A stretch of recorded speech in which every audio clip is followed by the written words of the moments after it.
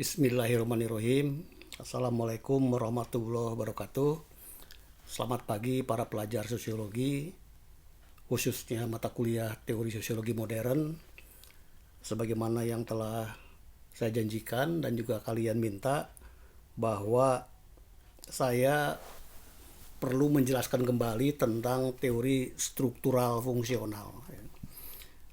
Materi ini sebetulnya sudah pernah kita jelaskan ya, di kelas konvensional ya. Tapi pada pagi hari ini saya akan mencoba menambahkan materi ini untuk bahan pengayaan kalian supaya kalian lebih memahami tentang teori yang cukup penting ya untuk kalian pahami sebagai pelajar sosiologi, yaitu teori struktural fungsional.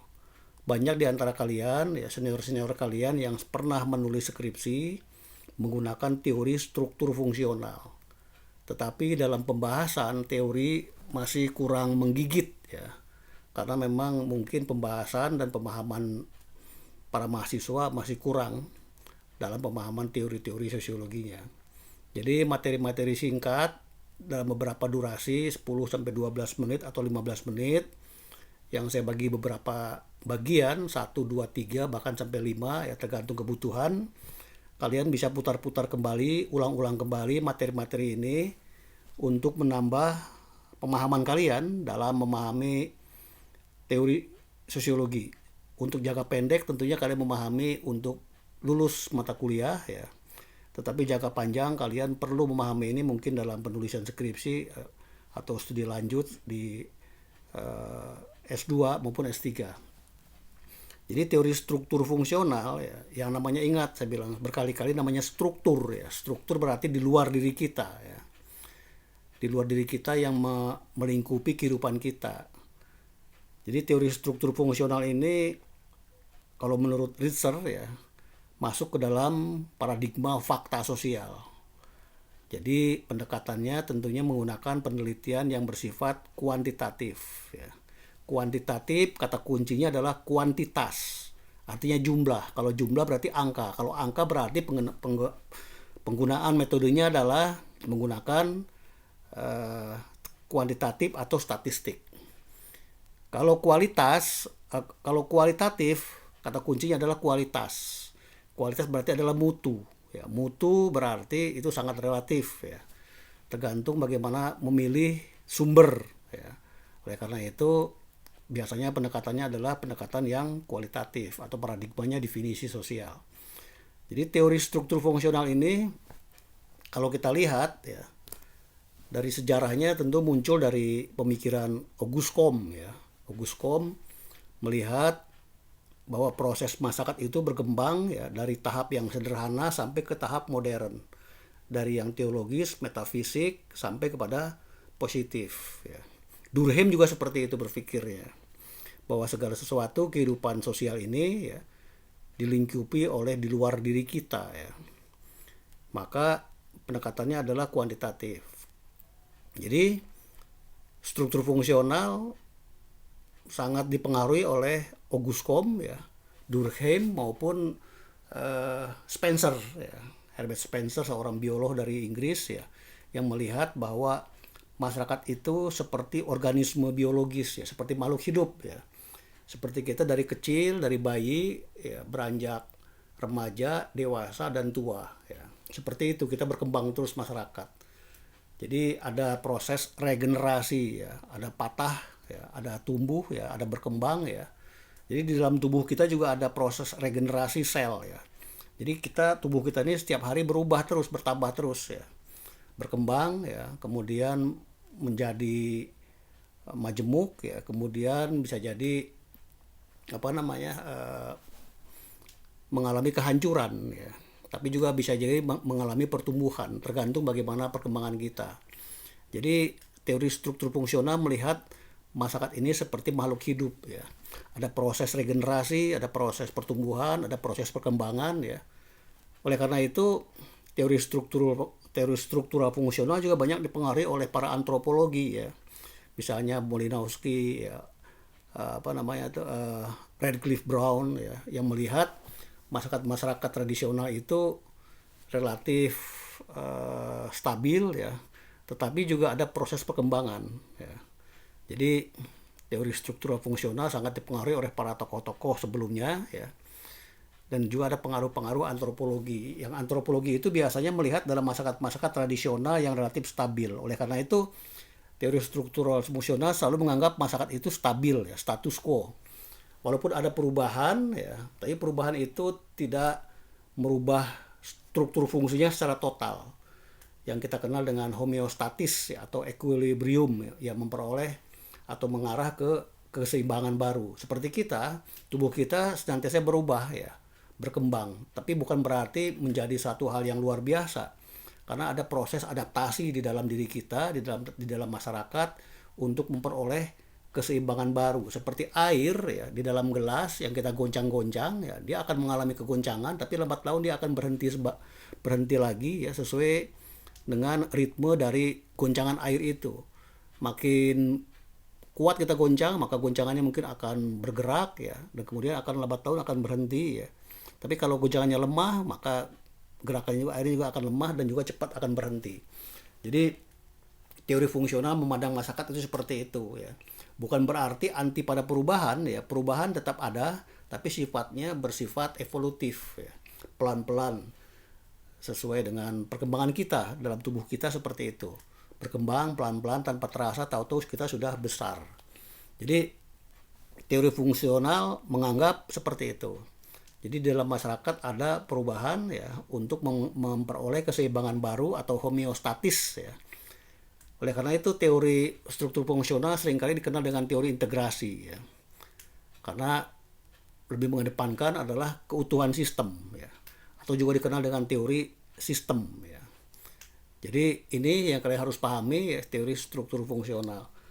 Beda teori struktur fungsional antara Parson ya dengan Merton ya. Kalau Parson, teori fungsional itu bersifat imperatif ya. Jadi artinya fungsi itu harus berjalan kalau ya, ada syarat ya, atau ada prasyarat. Parson menyebutnya dengan agil ya, konsep agil ya, adaptasi, kemudian goal, kemudian integrasi, dan latent pattern maintenance. Jadi Parson menganggap fungsional itu akan berjalan kalau empat komponen tadi ya akan berjalan. Jadi kalau kalian menulis tentang teori struktur fungsional, jangan lepaskan konsep tentang agil itu ya. Karena agil itu adalah prasyarat fungsionalnya menurut Parson. Tapi kalau menurut Merton ya, fungsionalisme itu tidak imperatif, tapi fungsionalisme itu bersifat alternatif ya. Artinya fungsional itu tidak selalu memiliki fungsi ya. Tapi kadang-kadang ada juga dysfunction ya. Atau fungsi itu tidak berfungsi atau disfungsi bagi orang lain gitu. Misalnya merokok gitu. Merokok fungsional bagi orang yang merokok gitu.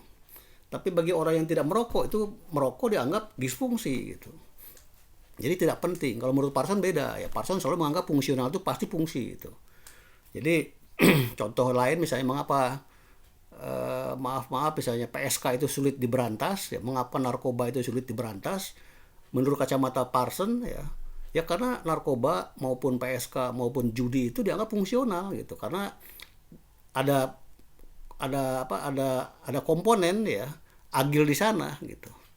Jadi ada agil di sana, maka PSK atau rumah bordir atau judi atau narkoba kenapa sampai sekarang ada ya karena memiliki nilai itu gitu. Oke ya. Ini pengantar awal. Saudara tolong siapkan alat tulis ya, pulpen, dan kalian bisa ulang lagi tentang teori fungsional ini. Jadi di dalam teori fungsional ini ya agil itu terus berjalan ya. Terus berjalan berputar. Parson menyebutnya dengan teori sibernetik ya. Sibernetik itu istilah dari fisika ya, tentang proses arus informasi ya. Jadi agil itu terus berjalan ya. Arusnya berjalan terus. Di dalam tubuh kita misalnya L itu kepala ya, latent pattern maintenance itu kepala ya. Di dalam kepala kita banyak pikiran-pikiran, ide-ide segala macam, tapi isi kepala kita tidak bisa mengeksekusi ide-ide itu kalau tanpa kaki gitu. Ya, jadi kalau kita runtut dari bawah ya, misalnya kaki itu adalah adaptasi ya, A gitu. untuk kita melakukan adaptasi ya di kaki itu ya lingkungan kita ya diri kita harus bisa melakukan adaptasi melalui sistem organisme fisik ya. Maka Parson itu dalam teori sibernetik itu di bawah itu ada gambarnya, itu di bawahnya itu ada organisme fisik. Organisme fisik itu bisa diri kita, bisa lingkungan kita, bisa apapun di luar diri kita. Jadi kita harus bisa beradaptasi terhadap lingkungan kita, dan lingkungan bisa kita tundukkan untuk kepentingan adaptasi kita.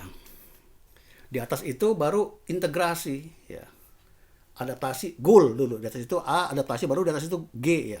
Goal. Goal itu kalau kita ibaratkan tubuh kita ya di bawah perut ya, di atas lutut ya. Itu kepribadian, sistem kepribadian. Goal itu sistem kepribadian untuk mencapai tujuan kita. Ya, apa itu? Ya kalau kita sederhanakan contohnya misalnya laki-laki, perempuan, desa, kota ya. Atau misalnya apapun yang kita lihat dalam konteks tujuan kita, seperti kalian untuk kuliah ya. Kuliah harus mempersiapkan diri kalian ya untuk bisa mencapai tujuan-tujuan itu. Langkah pertama adalah harus adaptasi dulu kalian dengan lingkungan kalian ya, dengan status kalian sebagai mahasiswa gitu. Supaya kalian mempersiapkan diri untuk bisa beradaptasi dengan lingkungan baru. Barulah di atasnya itu punya kepribadian, bagaimana cerminan ya seorang mahasiswa. Baru di atasnya itu integrasi ya. Nah, integrasi di situ ada sistem sosial ya. Jadi kalian harus bisa mengintegrasikan pola hidup, gaya hidup, ya selera, cara hidup, ya bagaimana kalian bisa beradaptasi dengan mengintegrasikan dengan kehidupan di kampus, ya dengan lingkungan kalian. Itu semua dibungkus oleh isi kepala kalian, ya latent pattern maintenance, ya. Jadi isi kepala itulah yang mengatur gerak hidup kalian. Isi kepala tidak bisa apa-apa, ya. Dia banyak informasi, tapi tidak bisa menggerakkan. Kaki banyak bisa bergerak, tapi tidak punya kemampuan untuk mengolah informasi. Maka itulah yang disebut dengan sibernetik di dalam Parson. Jadi memang teori struktur fungsional agak rumit ya dibandingkan teori lain ya. Kalian harus bisa memahami pelan-pelan ya bagaimana teori-teori ini bisa dipraktekkan dalam kehidupan sehari-hari. Oke, itu dulu 12 menit kita ya. Mungkin masih belum jelas ya. Nanti kita ulang lagi pada sesi berikutnya supaya lebih clear, lebih jelas bagaimana pemahaman Parson dalam memahami teori struktur fungsional. Demikian dulu, terima kasih. Assalamualaikum warahmatullahi wabarakatuh.